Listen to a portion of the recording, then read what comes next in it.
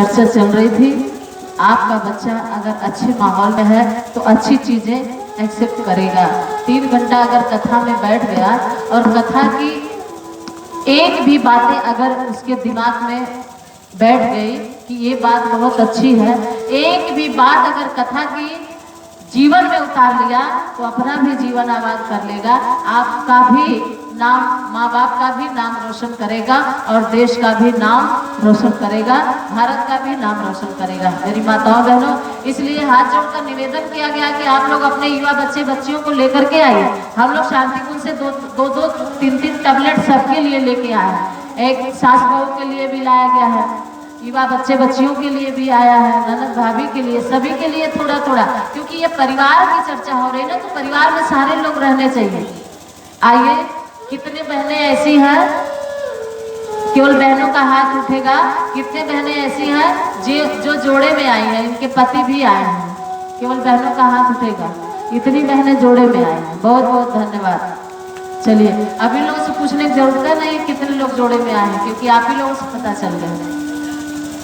तो कितने बहनें ऐसी हैं जो पूरे परिवार हॉल फैमिली आई है, जरा वो हाथ उठाए तो पूरे परिवार सही, पत्नी पति बच्चे सासू अम्मा जितने लोग, हॉल फैमिली, बहुत बढ़िया। आइए, आज धौम ऋषि पहला श्लोक बताए कि आदर्श गृहस्थ आश्रम ही आदर्श आश्रम है, लेकिन कौन सा गृहस्थ आश्रम, कौन सा घर मंदिर है, कौन सा गृहस्थ आश्रम है, अब उसको भी थोड़ा सा बताएंगे। कौन सा गृहस्थ आश्रम मंदिर है, घर है, और आप लोग उसमें देवी देवता है। गृहस्थ आश्रम को धौम ऋषि कहते हैं कि गृहस्थ आश्रम में एक गृहिणी होती है ना, गृहिणी होती है, और वो गृहिणी पूरे परिवार की धुरी होती है।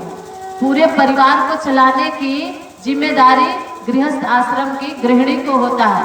इसलिए उन्होंने आश्रम में, इस आश्रम में सबका योगदान है, सास का है, ससुर का है, बेटे का है, बेटी का है, देवरानी जेठानी सबका है, लेकिन पति और पत्नी को गृहस्थ आश्रम की धुरी बताया। धुरी मतलब ये दोनों पूरे परिवार की इंजन है, बेटा बेटी सबका ये इंजन है। कौन? पति पत्नी। तो पति पत्नी घर में उनका बहुत ही महत्व है। किसी ने बहुत अच्छा कहा कि मंदिर में पुजारी का, मंदिर में पुजारी का, घर में नारी का बड़ा ही महत्व है। अब इधर वाली पार्टी सोचेगी कि इन्हीं लोगों का हो रहा है, हम लोगों का तो कुछ कहा नहीं जा रहा है। आप लोगों का भी कहते हैं ना कि घर में मंदिर में देव का, इनको तो बता गया कि मंदिर में पुजारी का, घर में नारी का बड़ा ही महत्व है, और मंदिर में देव का, घर में पति देव का बड़ा ही। दोनों लोग, आप दोनों लोग पति पत्नी बड़े महत्वपूर्ण हो। इस जीवन की, गृहस्थ जीवन की गाड़ी चलाने वाले आप 2 चक्के हो, बस दोनों चक्का बैलेंस बराबर होना चाहिए, और दोनों चक्के का बैलेंस अगर बराबर नहीं रहेगा तब ये गाड़ी एक कदम भी नहीं जाएगी। एक गाड़ी में एक पहिया ट्रक का लगा दो, एक पहिया साइकिल का लगा दो, एक कदम चलेगी? नहीं चलेगी। आज तो यही हो रहा है, गृहस्थ आश्रम में जो मिठास, जो माधुर्य, जो प्रेम बरसता था वो अब नहीं रह गया है। क्यों? क्योंकि अब दोनों चक्का बराबर नहीं है, बैलेंस बराबर नहीं है। पति कहता है कुछ इधर की करने को, पत्नी कहती कुछ इधर की करने को, मतलब दोनों का विचार नहीं बैठ रहा, सामंजस्य नहीं बैठ रहा। यही कारण है कि आज हमारा घर मंदिर को कौन कहे, आज हमारा घर कुरुक्षेत्र बन गया है। हर घर में लड़ाई, हर घर में झगड़ा, हर घर में कलह, पति पत्नी में भी नहीं बैठती। और जब धौम ऋषि क्या कहते हैं, वस्त्र त्रस्तु यतो धूर्या गृहिणी परिवार का उत्थानम पतनम नूनम गृहिणी परिवार। गृहिणी परिवार की ऐसी धुरी है जो चाहे तो घर की गृहिणी अपने घर को स्वर्ग से भी सुंदर बना दे, और चाहे तो नर्क से भी बदतर। ये आपके हाथ की कला है देवियों। घर की नारी का महत्व यही है कि घर में नारी का कैसे अपने परिवार को अच्छे ढंग से चला ले, ये नारी का कर्तव्य बनता है। ये पति पत्नी दोनों मिलकर के चलाते हैं। पूरा परिवार का योगदान कम होता है, लेकिन पति पत्नी का ज्यादा, और उसमें भी पति पत्नी में पत्नी का ज्यादा होता है। क्योंकि धौम्य ऋषि ने पत्नी को ही तो कहा है यत्र त्रस्तु यतो धुरिया। धुरिया का मतलब जानते हैं क्या है? धुरी, घिरनी। एक घिरनी होती है ना, बड़ी मशीन होती है लेकिन एक छोटी सी घिरनी पे टिकी रहती है, गोल गोल घूमती है। ऐसे आप घिरनी हो अपने घर की। गृहिणी गृह मिथ्याहु न गृहिणी गृह मुच्यते। जिस घर में गृहिणी नहीं होती है, सुगृहिणी नहीं होती, गृह लक्ष्मी नहीं होती है, उस घर को घर नहीं कहते हैं। जिस घर में गृहिणी का वास नहीं होता है उस घर में भूतों का वास होता है। इसलिए गृहिणियों, देवियों, लक्ष्मियों, देवी आप हो, मंदिर है आपका घर, देवी आप हो। गृहिणी विद्यते तेन गृह लक्ष्मीर संशया। गृहिणी विद्यते तेन गृह लक्ष्मीर संशया। मंदिर स्थित देवी सा गेहे मान्य समय रपी। वो घर मंदिर है जिसमें गृह लक्ष्मी रहती है। अब जरा गृह लक्ष्मी के लक्षण आप लोगों को बता दें कि आज तो हर घर में गृह लक्ष्मी है, लेकिन हर घर आज क्यों मंदिर नहीं है? क्योंकि आज हर घर में गृह लक्ष्मी ही नहीं रह गई है। गृह लक्ष्मी वो होती है, गृह लक्ष्मी वो है और घर मंदिर वो है जो शास्त्रों में बताया गया। सानंद सुधनम सूताश्च सुधिया कांतान दुर्भाषिणी। चाणक्य नीति कहती है सानंद सदनम सूताश्च सुधिया कांतान दुर्भाषिणी आतिथ्यम आदरम नित्य शिव पूजनम निष्ठानम पानम गृहे सा धन्य गृहस्थ आश्रम। यही गृहस्थ आश्रम धन्य है जिसमें ये जो बताया गया है ये चीजें आपके घर में हो। क्या है? सानंद सदनम, उस घर में सदैव आनंद है। सानंद सदनम, सदनम मतलब घर, सानंद मतलब जहाँ हमेशा आनंद बरसता है। सानंद सदनम सूताश्च सुधिया कांतान दुर्भाषिणी। सूताश मतलब बेटा बेटी आपका आज्ञाकारी हो, जिस घर में प्रेम बरसता हो, जिस घर में बेटा बेटी आज्ञाकारी हो। कांतान दुर्भाषिणी, जिस घर की पत्नी गृहिणी मीठा बोलने वाली हो, कर्कशा ना हो, बोल दे ऐसा कि फिर शुगर बढ़ जाए। जिस घर की पत्नी गृहिणी मीठा बोलने वाली हो, बच्चे माँ बाप के आज्ञाकारी हो। और सानंद सदनम सूतास सुधिया कांतान सूतास सुधनम। धन का मतलब है कि बेईमानी की कमाई ना आती हो, भाई का हिस्सा मार के ना आता हो घर में। भाई के 4 बिस्वा में से आप 1.5 बिस्वा उसको दिए, आपने 2.5 बिस्वा ले लिए। अगर ऐसी कमाई आ रही तो वो घर घर नहीं है, वो मंदिर मंदिर नहीं है, तब वहां लड़ाई होगी। तो मेरे भाइयों बहनों, कहने का तात्पर्य है कि आतिथ्यम आदरम, घर में आदर आतिथ्य आ जाते हैं, मेहमान आ जाते हैं तो उनका हम प्रेम से स्वागत करते हैं, आदर करते हैं, चाहे भले ही जो भी हो। आपके घर में जो भी व्यवस्था है उससे घर का आतिथ्यम पूजा करते हैं, अर्थात सम्मान करते हैं। नित्य शिव पूजनम पानम मिष्ठानम पानम गृहे। जिस घर में नित्य घी के दिए जलते हो, जिस घर में तुलसी के पौधे हो, जिस घर में गंगा जल हो। कहते हैं हिंदू धर्म में 5 गकार अगर नहीं है तो आप हिंदू कहलाने के योग्य नहीं हो। वो 5 गकार कौन सा है? गुरु, गायत्री, गंगा, गौ, गीता। अगर ये 5 में से एक भी आपके घर में नहीं है तो आप अपने को हिंदू मत मानना। क्योंकि हिंदू ऐसे हिंदू के घर का पानी नहीं पीना चाहिए जिसके घर में गौ, गंगा, गीता, गुरु, गायत्री न हो। ये 5 गकार हमारे हिंदू धर्म के प्रतीक है मेरे भाइयों बहनों। अब कहेंगे गंगा मैया कहाँ से लाएंगे? बॉटल में जल भर के सबके घर में गंगा जल रहता है, क्योंकि कभी जरूरत नहीं पड़ी तो मरते समय तो पड़ी जाती है 2 बूंद डालने के लिए, है ना। और गीता हमारे धर्म की जो नींव है, इसलिए हमारे सनातन धर्म की पुस्तक गीता भी हमारे घर में होना चाहिए। गीता का ज्ञान हमारे जीवन में होना चाहिए। गुरु का भी सानिध्य हमारे जीवन में होना चाहिए। गायत्री मंत्र आपके जीवा पर होना चाहिए। आपके दरवाजे पर तुलसी का बट होना चाहिए। जिस घर में तुलसी है, जिस घर में है तुलसी का बट, वह घर ही है गंगा का तट। जिस घर में सज्जन हो वासी, वह घर ही मंदिर, वह घर ही है बाबा विश्वनाथ काशी। अगर आपके घर में ऐसा व्यवहार हो रहा है तो वही आपका मंदिर है, घर। ऐसी देवियां अगर घर में हैं, लेकिन मेरी माताओं बहनों भाइयों, स्थिर मंदिर स्थिर देवी सा गेहे मान्या समय रपी। क्या आज के मंदिर में देवी है या आज का मंदिर मंदिर है? नहीं रह गया है। क्यों? क्योंकि मंदिर जो होता है आपके घर में एक इतना महत्वपूर्ण मंदिर है। पूरा घर तो मंदिर है, आप पूरे घर की देवी हो, लेकिन एक उस मंदिर में एक इतना महत्वपूर्ण मंदिर है जिसका नाम है अन्नपूर्णा देवी। अन्नपूर्णा देवी का मंदिर कितने लोग घर में है जरा बताइएगा तो? अन्नपूर्णा देवी का मंदिर, हर घर में अन्नपूर्णा देवी का मंदिर है। लेकिन आज अन्नपूर्णा देवी की इतनी अवहेलना, अन्नपूर्णा माता की इतनी अवहेलना कि आज अन्नपूर्णा मंदिर किसी के घर में नहीं रह गया है। अब ये हाथ उठाएंगे, अभी पूछेंगे आप लोगों के घर में कितनी माताएं बहनें हैं जिनके घर में किचन है, जरा हाथ उठा के बताइएगा। बोलिए, उठाइए, पूरा उठाइए। बाकी लोगों के नहीं है? आप लोग बिना भोजन किए रहते हो क्या? सबके घर में किचन है ना? पूरा हाथ उठाइए। अब इतने घरों में जब किचन है तो किचन में कच मच बनता है, कचर पच होता है और किट पिट होता है, कभी किचन में रस नहीं बरसता है। अब आज के बाद जितने लोग हाथ उठाए हैं, किचन को उठा के फेंक दीजिए, अपनी जीवा से फेंक दीजिए, अपने जीवन से फेंक दीजिए। क्यों?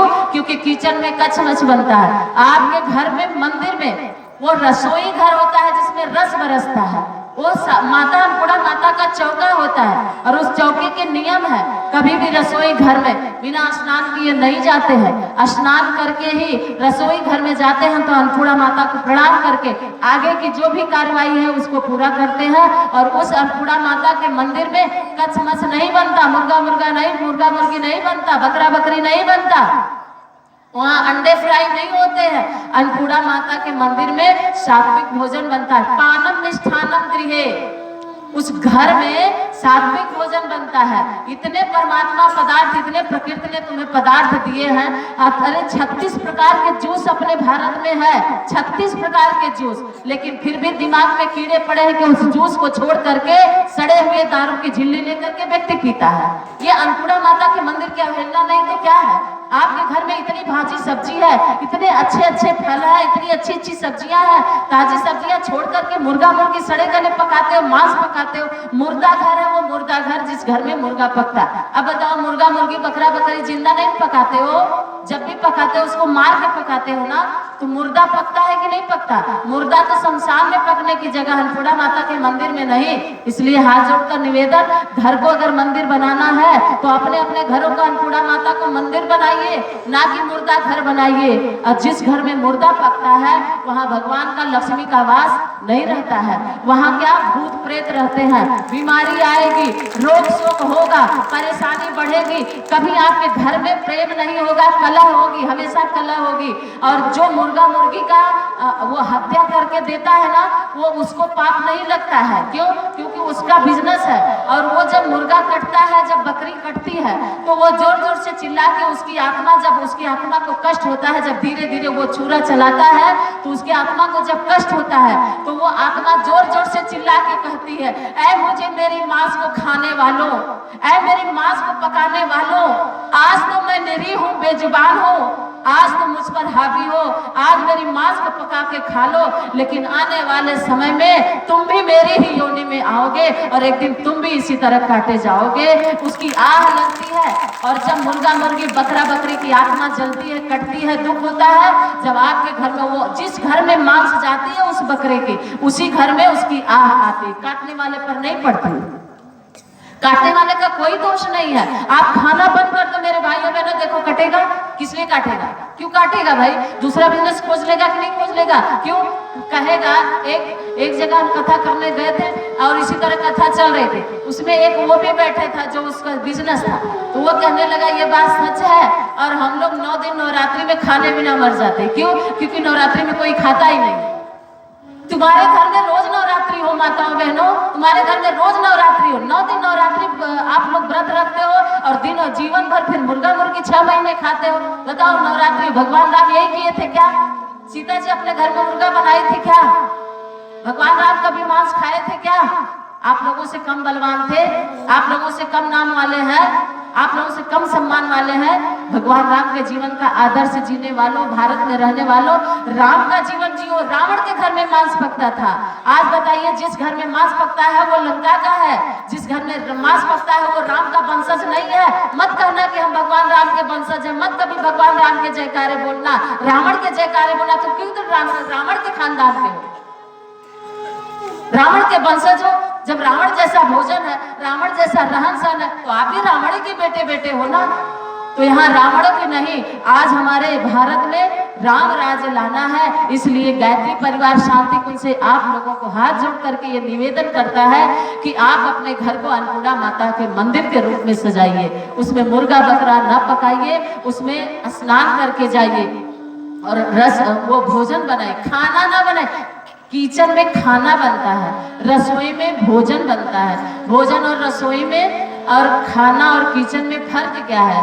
किचन हमारे भारत की संस्कृति का शब्द नहीं है, किचन विदेशी कल्चर का शब्द है। और उन लोगों के घर में रोटी नहीं पकती है, उन लोगों के घर में मुर्गे मुर्गी या कुछ तो भून भान के कच्चे खा लेते हैं। और आगे जाइए, चाइना में जाइए तो वो भी जरूरत नहीं है, वो कच्चे ही खा लेते हैं। माताओं बहनों, हमारा भारत है ये भारत जगत गुरु है, ये भारत की संस्कृति है। यहाँ खाना नहीं है, यहाँ किचन नहीं है, ये किचन और खाना विदेशी कल्चर है। हमारा तो रसोई घर है, सीता मैया का चौका है, अन्नपूर्णा माता का मंदिर है। और यहाँ रसोई में रस बरसता है, भोजन बनता है, भोजन में भाव होता है। और खाना और किचन में भाव नहीं होता है, रस नहीं होता है। खाना कहते हैं ना, खाना बन गया, किचन में क्या बना? खाना बना। किचन में खाना बन गया और खाना बन गया तो उसमें न प्रेम है, ना उसमें रस है, ना उसमें भाव है। खाना बन गया, बोले हाँ खाना बन गया, खा चाहे आगे बोलिए। खाना बन गया, वहीं रख गया, खा चाहे का पड़ा, कुछ न कुछ तो होगा ही। आप लोगों की शैली होगी, जब क्रोध आता है तो क्या कहते हैं? खा रखा है, खा चाहे मत खा।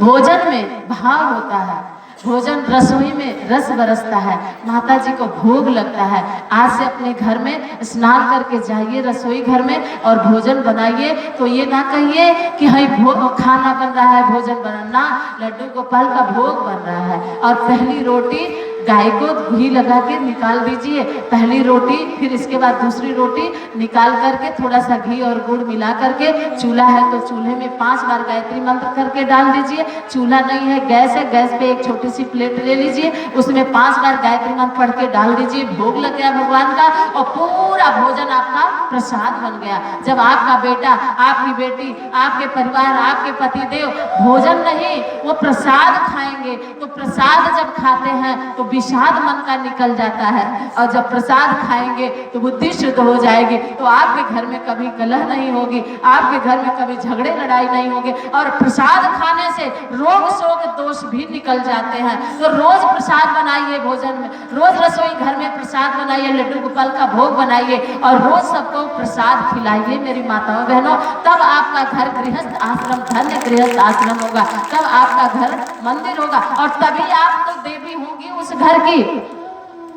लेकिन एक बात और बताते हैं माताओं बहनों को, कितने लोगों को हमने देखा है कि सूरज निकल जाए तब तक सोती है। जिस घर की लक्ष्मी सूर्योदय तक सोती है उस घर में लक्ष्मी रोती है। जिस घर की महिलाएं सूर्योदय तक सोती हैं उस घर में लक्ष्मी रोती है।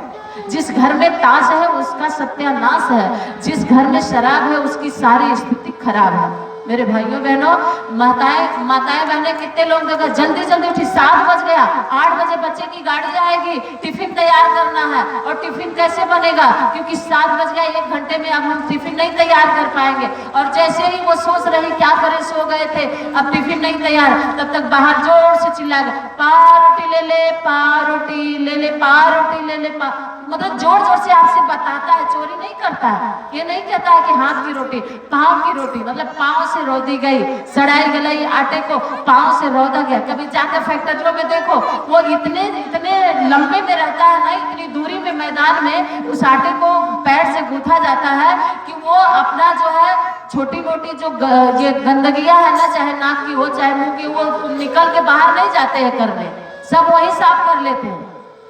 और वैसे रोटी को चिल्ला चिल्ला के बोलता, पाव रोटी ले ले, पाव, रुको रुको रुको रुका रुको। और 2 रोटी आई और रोटी ले लिया और पाव की रोटी बच्चे के टिफिन में डाल दिए। अब वो पाव की रोटी खा के बच्चा क्या संस्कारी बनेगा? अरे माताओं बहनों, सवेरे उठ जाओ, ब्रह्म मुहूर्त में उठो, गायत्री मंत्र नहा धो करके गायत्री मंत्र का जप करते हुए बच्चे को टिफिन बनाओ, पतिदेव नौकरी जा रहे हैं उनके लिए भोजन बनाओ, और कहते हैं गायत्री मंत्र जपते हुए बोलते हुए जब भोजन बनाओ तो गायत्री मंत्र बोलते रहो। शब्दों का प्रभाव उस भोजन में पड़ता है, शब्दों का प्रभाव आपके घर में पड़ता है। गंदा डीजे लगा करके गाना लगा दो, साउंड लगा दो, देखो सारे लोगों के विचारों में गंदगी आ जाएगी। और गायत्री मंत्र अपने घर में मीठा मीठा साउंड लगा के चला दो, देखो सारे लोगों के विचारों में शुद्धता आ जाती। शब्दों का इतना प्रभाव होता है, शब्द ब्रह्मनाद होता है, और जब शब्द मस्तिष्क में जाते हैं कानों के माध्यम से तो हमारे मस्तिष्क के सारे नसों को खोलते हैं, उसमें विचार बुद्धि चेंज होता है, परिवर्तन होता है। इसलिए भोजन बनाओ तो गायत्री मंत्र बोलते हुए भोजन बनाओ, और वो भोजन प्रसाद हो जाएगा। हाथ जोड़कर निवेदन, अपने घर को मंदिर ऐसे ही बनाइए। कितनी बहनें ऐसे हैं जो आज यहाँ संकल्प लेकर कथा पंडाल में जाए कि आज से हमारा किचन उठा के फेंक दिया जाएगा, आज से हमारा घर अन्नपूर्णा माता का मंदिर बनेगा। कितनी बहनें हैं ऐसी जो चाह रही हो ना, बहुत अच्छा है। गायत्री माता से प्रार्थना करेंगे इन बहनों का घर मंदिर बन जाए, अन्नपूर्णा माता का प्रवेश हो जाए, लक्ष्मी माता का प्रवेश हो जाए आपके घर में, और सात्विकता आपके जीवन में आ जाए। आपका बेटा, अभी बच्चे और पति लोग, कितनी माताएं बहनें कहती हैं दीदी हमारे पति शाम को पी के आते हैं, मन बहुत दुखी होता है। मेरी माताओं बहनों, आप अपने घर में अन्नपूर्णा माता को बनाइए, अपने घर की लक्ष्मी बनिए, और ऐसा भोजन अगर करेंगे तो सबकी बुद्धि शुद्ध होगी। आइए, आप सभी को पति पत्नी में जहाँ प्यार है, स्वर्ग से सुंदर वो घर बार है। अगर पति पत्नी में प्यार नहीं है तो जान लीजिए माँ बाप सास बहू में प्यार नहीं, लेकिन आज ऐसा है नहीं। 80% घरों में पति पत्नी में भी प्यार नहीं है। होना चाहिए, करो। फार्मूला आपको यहाँ बता दें, पहले तो देख लें बैलेंस कैसा है आज का। पति पत्नी से भी कम परेशान नहीं है, बहुत पीड़ित है। ऐसे कईयों पति आते हैं, दीदी जी शांति कुंज में हमारी भर्ती करवा देती, झाड़ू लगाते हम, लेकिन हम घर में नहीं रहना चाहिए। क्यों भैया? बोले पत्नी की रोज डांट सुनते सुनते और उसकी कर्कश आवाज सुनते सुनते शुगर बीपी बढ़ जाती है, हम घर में नहीं रहना चाहते। ऐसे पीड़ित पति भी मिलते हैं, और बहनें तो इतनी मिलती हैं, दीदी जी हमको भी अपने साथ ले चलती, और आपका झोलवे ढोएंगे लेकिन ले चलिए हमको साथ में, क्योंकि घर में रहने का मन नहीं होता। पति पी के आता है, मारता है, डांटता है, बोलता है, बात नहीं सुनता, इधर उधर ढेर सारी प्रॉब्लम होती है। ये क्यों होती है? माताओं बहनों, शांति कहीं और नहीं मिलेगी। जब शांति मिलेगी अपने परिवार में सामंजस्य बैठाने से ही मिलती है। संत तुकाराम की पत्नी के इतना कर्कशा कोई पत्नी नहीं होगी। संत तुकाराम को वो बोलती भी थी, डांटती भी थी, मारती भी थी, और संत तुकाराम उसको ऐसे निकाल देते थे हंस के, मानो कहीं कुछ हुआ ही नहीं। ये घर है, ये परिवार है, 9-10 होगा, कोई ना कोई इधर उधर बैलेंस होगा, लेकिन बैलेंस को डिसबैलेंस को बैलेंस करना ये आपके हाथ की कला है। रूठे को मनाना सीख लो, रूठे को मनाना सीख लो, टूटे को सजाना सीख लो। रूठे को मनाना सीख लो, टूटे को सजाना सीख लो, तो समझ लो ये मेरी माताओं बहनों, ये जिंदगी को सजाना सीख लो। जिंदगी में जो रूठ जाए उसे मनाना सीख लो, जो टूट जाए उसे सजाना सीख लो। ये आपके हाथ की कला है। उसको हल्के में लेकर के, गंभीरता से न लेकर के झगड़े को आगे ना बढ़ाओ। झगड़ा तो हर घर में होता है, जहाँ बर्तन है ठक्कर लगता है, लेकिन कटोरी और गिलास की तरह ठक्कर लगे तो उसको हवा हवाई मिठाई की तरह तुरंत खत्म कर दो। जब थाली में झनकार की टक्कर लगती है तो बड़ी लंबी लगती है, और पति एक बात अगर बोल दिया कि तुम ऐसी हो तुम ऐसी हो, तो उसको चिंगम की तरह चबाओ नहीं, उसको फेंक दो निकाल करके। चलो कह दिए बात खत्म हो गई। हल्के में ले ले। एक पत्नी एक पति दोनों में रोज झगड़ा होती थी, तो पत्नी पति को कहती है गुस्से में, जानवर कहेगी। पति हंसने लगा, उसको कोई दुख नहीं हुआ। और आज के होते तो हाँ तुम्हारी कैसे हिम्मत पड़ गई, हमको जानवर कमाते, हम खिलाते, हम सब कुछ हम देखते, तुम हमको जानवर बना। चिंगम की तरह चबा चबा के और चबाते हुए लास्टिक इतनी बड़ी हो जाती है कि आज जो अभिशाप है भारत के लिए वो कोर्ट कचहरी तक चली जाती है। और यहाँ तक कि जो हमारे भारत की संस्कृति में कहीं वो नाम नहीं लिखा है, कहीं वो शब्द नहीं लिखा है, वो शब्द हमारे जीवन में आज घुल रहा है जहर की तरह। हमारे पूरे भारत की संस्कृति उठा के देख लीजिए, कहीं तलाक नहीं है हिंदू धर्म में लिखा, कहीं नहीं लिखा है। उर्दू में लिखा है, अपने हिंदी में नहीं लिखा है। अपने हिंदू धर्म में तलाक नाम की चीज नहीं है, लेकिन आज फिर भी वो उर्दू धर्म की बातें घुस के आ गई है कि नहीं अपने हिंदू धर्म। हमारे में उठा के देख लीजिए मेरी माताओं बहनों, संस्कृत में आपको कहीं भी डिवोर्स नहीं मिलेगा। वो अंग्रेजी कल्चर है। वो अंग्रेजों में हर वर्ष होता है शादी, हर वर्ष डिवोर्स होता है, वो हर साल नई शादी का सालगिरह मनाते हैं। लेकिन हमारे भारत में, हमारी संस्कृति में ये शब्द ही नहीं है, ना डिवोर्स शब्द है, ना तलाक शब्द है। लेकिन आज छोटी छोटी बातों को इतना लंबा बढ़ा दिया जाता है कि आज जाइए कचहरी में देखिए तो इसी की केस ज्यादा मिलेगी आपको। क्यों? क्योंकि हमारा थोड़ा सा धैर्य कमजोर हो गया, हमारा मनोबल कमजोर हो गया, हमारी क्षमता कम हो गई। बस अपनी क्षमता को, शक्ति को बढ़ा ले। दुर्गा माता का पूजा करिए तो करती हैं, कहती है शक्ति की देवी। और आपकी शक्ति कहाँ गई? एक बार पति बोल दिया तो लड़ने को तैयार हो जाते, घर में कलह मच जाता। जाने दीजिए ना, उसको हटा दीजिए, हल्के में ले लीजिए, कोई बात नहीं, कह दिए भूल जाइए। एक कान से निकालिए, दूसरे से उसको निकाल दीजिए, एक से सुनिए, दूसरे से निकाल दीजिए, उसको लंबा ना बनाइए। पति को कहती जानवर, तो पति हंसता है। जब थोड़ी देर हो गई, उसकी गुस्सा अभी भी चरम पे है, तो पत्नी कहती है तुमको तो जानवर पत्थर हो। पति और हंसता है। थोड़ी देर के बाद जब थोड़ी गुस्सा शांत हुई तो बोली बताओ, अच्छा ये बताओ भाई, हम गुस्सा में तो जानवर बना दिए, लेकिन आप तो कुछ प्रत्युत्तर नहीं दिए, तो फिर भी हंसते ही रहे। तो बोले हमको माफ कर दीजिए। बोले इसमें माफ वाली कोई बात नहीं है।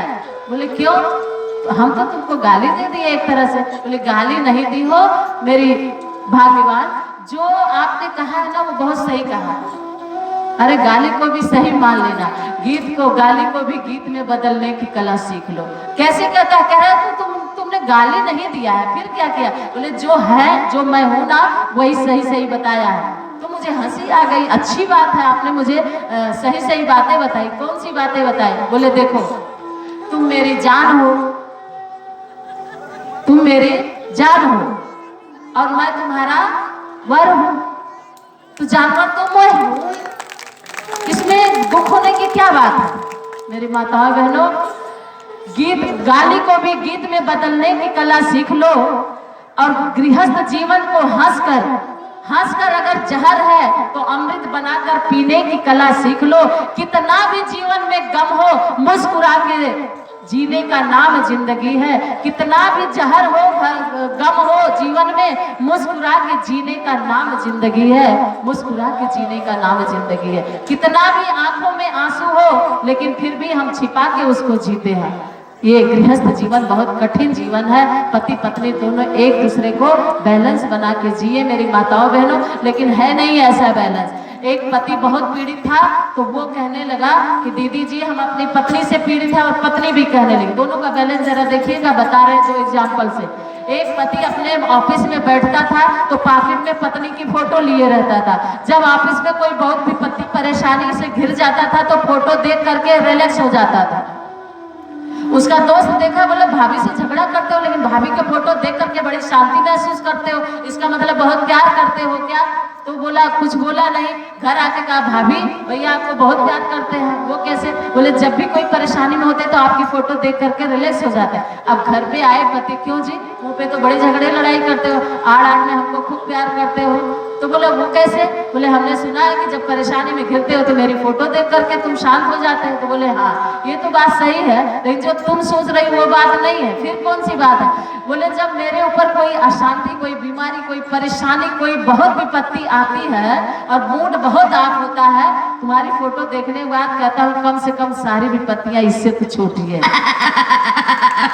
इसलिए रिलैक्स हो जाता हूँ। आज पति की ये हाल है, पीड़ित है, और पत्नी भी कम नहीं है, इनसे पीड़ित है। दोनों पति पत्नी चल रहे हैं, रास्ते में कितने भाई बहन ऐसे हैं जो प्रभु यीशु की मूर्ति देखे हो, यीशु भगवान की मूर्ति देखे हो, आप लोग देखे हो किस पे लटके रहते हैं, है ना, क्रॉस पे लटक गए है ना, ऐसी मूर्ति रहती है यीशु भगवान। तो दोनों जा रहे हैं, आगे आगे पत्नी है, और यीशु भगवान की मूर्ति को देखकर खूब स्तुति कर रही, खूब पूजा पाठ कर रही, खूब। पति पीछे खड़ा खड़ा बोर होता है तो कह रहा है अरे भाग्यवान, जितना इनकी स्तुति बंदन पूजा कर रही हो, जितना प्रेम जता रही हो ना, उतना मुझे अपने पति से अगर करती तो घर में सुंदर वातावरण बन जाता। तो जानती है पत्नी क्या बोलती है?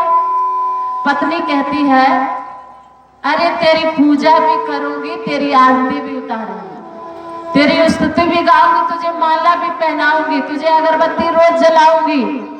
अच्छा, इनसे भी ज्यादा तुमको प्यार करूंगी, लेकिन कब? तू भी इनकी तरह लटक जाता। दोनों में बैलेंस बराबर है। लेकिन आज ऐसा होना नहीं चाहिए। माधुर्य आपके घर में हो, इसके लिए सूत्र बता देते हैं। हर घर में पति पत्नी में खटपट होती, लेकिन उसको लंबा ना बनाए। क्या करें? पहली बात तो मेरी माताओं बहनों, आज नींव ही गड़बड़ हो गई है। आज नींव ही गड़बड़ हो गई है, और नींव गड़बड़ हो गई है इसलिए पति पत्नी में झगड़ा बढ़ता जा रहा है। घर की नींव जब खोखली होगी ना, तो ऊपर का महल टिकेगा नहीं। और आज हमारा जो वैवाहिक जीवन है ना, वो ही तहस नहस हो गया है। पहले का जमाना था, बाबूजी लोग इसमें बैठे, माताएं लोग जानती होंगी, पहले का जमाना था कि वर कन्या को जब सयान होती थी लड़की, तो वर कन्या की जिम्मेदारी उस घर के पुरोहित की होती थी, कुलगुरु की होती थी, ब्राह्मणों की होती थी। वो वर कन्या ढूंढते थे और जोड़ा बनाते थे। लेकिन जमाना थोड़ा आगे आया तो फिर पिता ढूंढने लगा, वर कन्या का जोड़ा बनाने लगा। थोड़ा और मॉडर्न जमाना आया तो अब पिता के साथ माता भी जाने लगी वर कन्या का जोड़ा बनाने ढूंढने। हम भी देखेंगे अपनी लड़की के लिए लड़का कैसा है। उससे भी मॉडर्न जमाना आया तो माँ बाप के साथ लड़का भी जाने लगा। पहले ऐसा नहीं होता था, माँ बाप के पास लड़का भी जाने लगा। अब तीनों जाकर के लड़के देखते हैं, और देखते हैं तो शादी तय होती है कि हाँ दोनों ठीक है। और लेकिन यहीं तक बात खत्म नहीं होती। चलो लड़का भी देख लिया, लड़की भी देख ली, सब दोनों देखा देखी हो गई, लेकिन यही बात खत्म नहीं होती। आज न्यू गड़बड़ कहाँ से हो रही?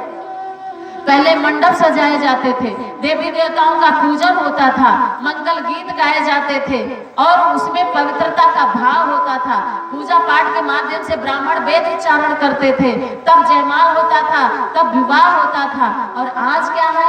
आज तो होटलों में जूता चप्पल पहन के गंदे गंदे डीजे गाने, अश्लील गंदे गाने चलते हैं, और उसी में कोई गोद में उठा के कोई कैसे करके जयमाल डालता है। माता सीता का ऐसे जयमाल स्वयंवर नहीं हुआ था, गंदे डीजे नहीं, वहाँ गाने नहीं गाए जा रहे थे, होटलों में नहीं होता था। अब मंडप कहाँ रह गया? हाँ, वो धार्मिकता कहाँ रह गई? यही से न्यू गड़बड़ हो रही। लड़का लड़की जब देखने जाते हैं तो चलो भैया देख लिया, कहानी वानी नहीं है, ठीक है, बात खत्म हो गई। नहीं, वही बात खत्म नहीं होती है। फिर लड़का और लड़की दोनों का नंबर का आदान प्रदान हो जाता है। उसका नंबर उसके पास, उसका नंबर उसके पास। जब दोनों का आदान प्रदान हो जाता है तो नंबर ले लेते हैं। अब नंबर जब ले लिया तो फिर क्या होता है? फिर दोनों घर आते हैं तो फ्री कॉल करवा लेते हैं। फ्री कॉल जब हो जाती है तो अभी 6 महीने बाद शादी होनी है, और 6 महीने तक फ्री कॉल में जितनी बातें आई दिल में, सारी बातें फ्री कॉल में चली गई सारी। पहले का जमाना था कि चट मंगनी पट शादी हो जाती थी, चट मंगनी पट शादी। और आज है कि चट मंगनी पट मोबाइल। आज शादी नहीं, 6 महीने बाद होगी, चट मंगनी पट मोबाइल। और जब मोबाइल आ गई तो दिल की जितनी बातें निकली सब फ्री कॉल में चली गई। प्यार जितना आया वो सारा प्यार मैसेज में डाल दिया, सेंड कर दिया। जब भी प्यार आया पत्नी पे तो मैसेज में चला गया, और प्यार गया मैसेज में, और बातें दिल की चली गई फ्री कॉल में। और ससुराल आने के बाद बचा क्या? झगड़ा के अलावा क्या बचा बताइए? और क्या बचा? कुछ बताइए। बचा, दिल की बातें सब हो चुकी है, प्यार सब मैसेज में सेंड हो गया है, और झगड़ा ही तो बचा आने के बाद। न्यू गड़बड़ है।